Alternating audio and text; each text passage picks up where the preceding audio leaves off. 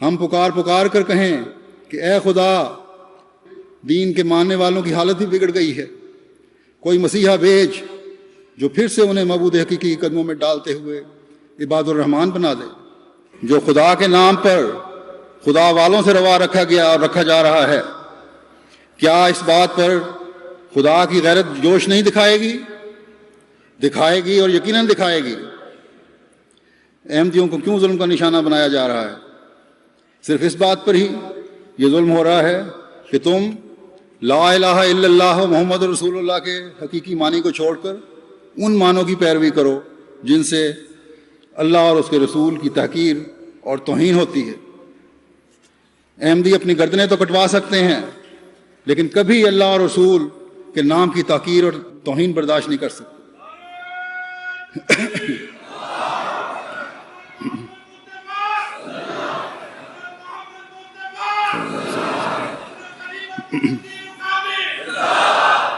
کبھی خدا تعالیٰ کی صفات کو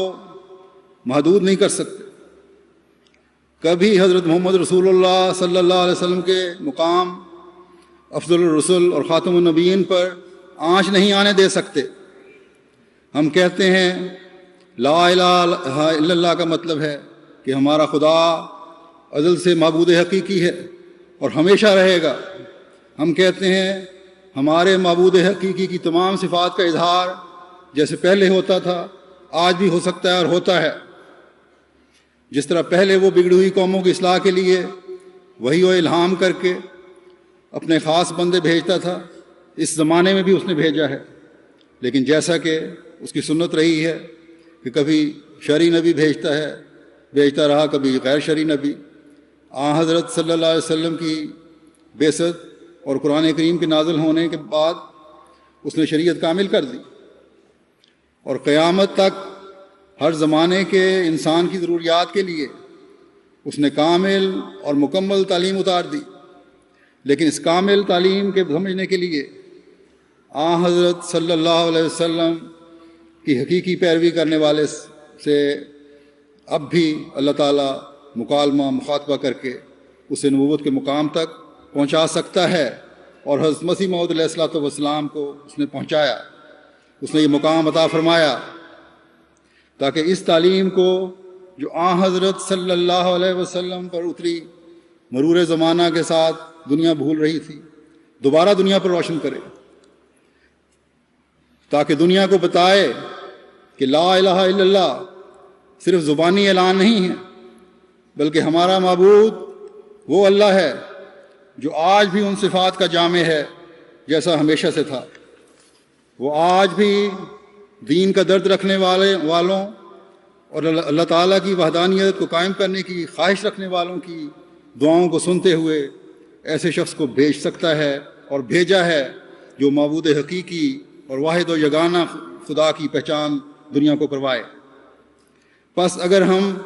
منہ سے تو کہیں کہ لا الہ الا اللہ اور اس کی عبادت کرنے سے ہماری وہ دعا بھی قبول نہ ہو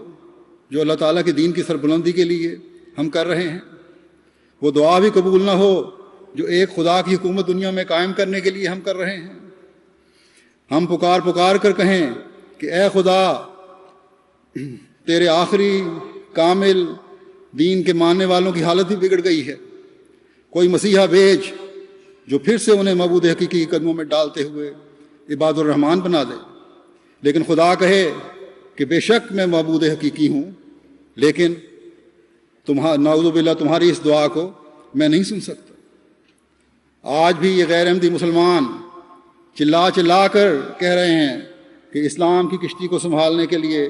خلافت کا نظام ہونا ضروری ہے، لیکن جس خاتم الخلفاء کو حضرت صلی اللہ علیہ وسلم کے عشق و محبت میں سرشار کر کے خدا تعالیٰ نے بھیجا ہے، اس کے بارے میں کہتے ہیں کہ نہیں، اب ایسا شخص خدا تعالیٰ نہیں بھیج سکتا۔